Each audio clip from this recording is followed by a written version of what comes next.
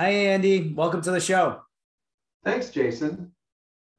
Andy, I wanted to talk to you about essentially 401k plans and this thing about prohibited transactions and self-dealing. We're talking about a little bit. Can you explain what that is? Yeah, so kind of falls into like two categories.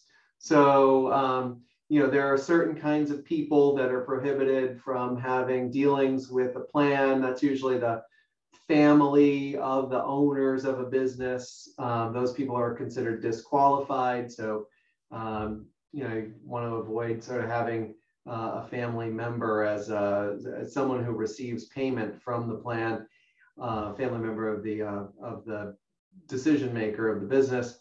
And then the other thing is really just using money that's in the plan to help the business in a way that's not connected with the plan. So, for example, a 401k plan can't, buy property that the business operates in and then lease it to the business. And where that kind of thing has come up in the past has been like when the owner of a business has a large account and then thinks that my $1 million in my 401k should be used to, I don't know, lend money to the business, buy stock in the business, buy the real estate, like I said, and then try to lease that to the business. It's also just very important that anybody who's a fiduciary, that's a person who has, some sort of responsibility and authority legally over the plan,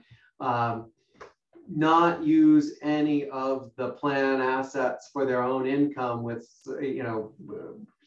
receive personal benefit from the plan without very specific rules being followed. I mean, there's ways that the plan can pay the costs of the plan, but not to pay general business expenses or things like that.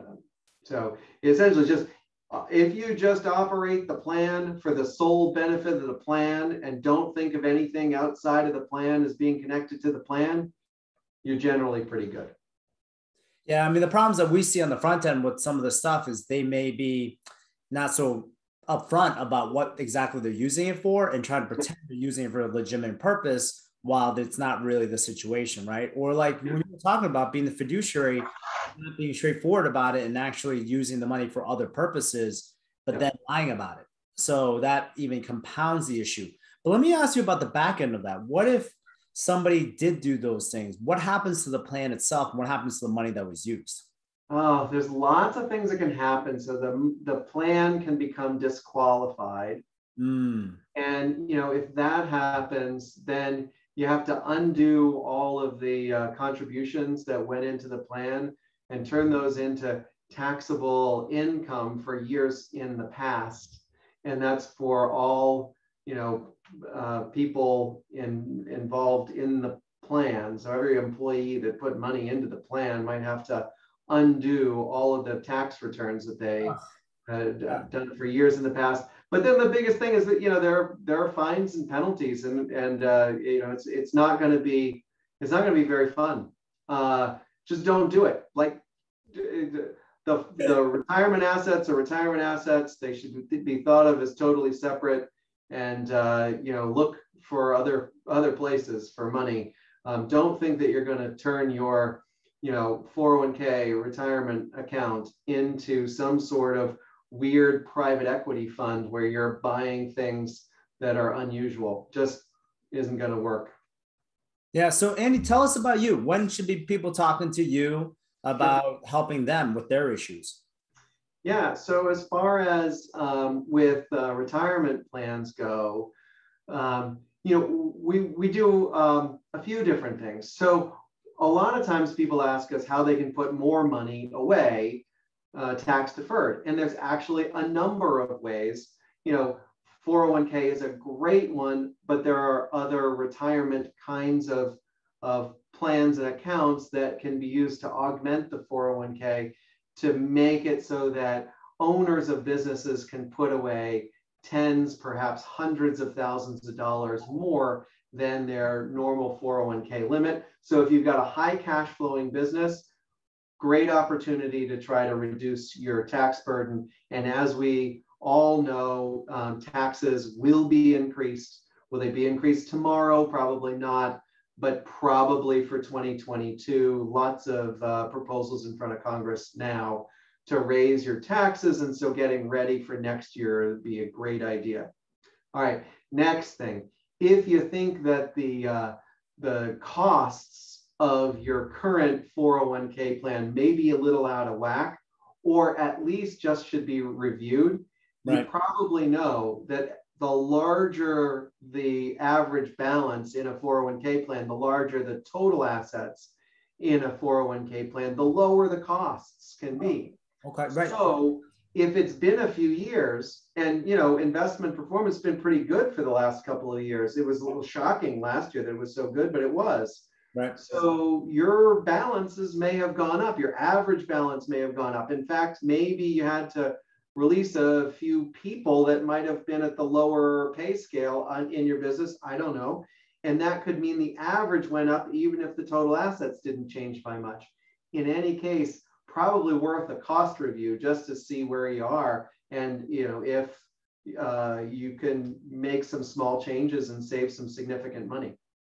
And Andrew, what is the, Andy, what is the typical size of the company that you can help? So the smallest companies that we work with are solo entrepreneurs using what's called a solo 401k plan and perhaps even a solo defined benefit pension plan. The largest companies that we work with have about 1,000 employees. Oh, wow. So it's a pretty broad range, I know, but you know, we can help lots of different companies. It's you know, that range of size is very comfortable for us. We work with a few companies that have multiple locations across the country, and you know, we do have to work it into our pricing, but it's not terribly difficult for us to do that, to make sure that we get to, you know, face-to-face meetings across the country if that's what the business wants. Otherwise, we use video conferencing. I have a client in Cambridge that has offices, well, used to have an office in Afghanistan, now has offices in Dubai and South Africa and wow, Washington, D.C. and right, various other places. So when we do educations on 401k, we're doing it always by video conference. And all of those locations can either hook up or watch the recorded video at any point in the future. And then, you know, folks in Dubai can ask questions, you know, by email or phone or whatever, and follow up later. Yeah. So Andy, to the toughest part of the interview, unfortunately, sure, summertime is coming to a close. What are you looking forward to the most in the fall season?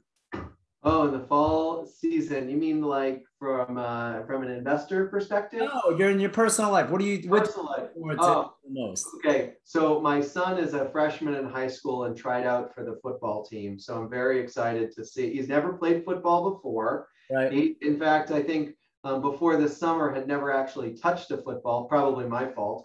I'm a soccer player, and I got him playing soccer young, and you know, he just didn't like it. So he's off playing football. And so I'm very excited to see how that goes.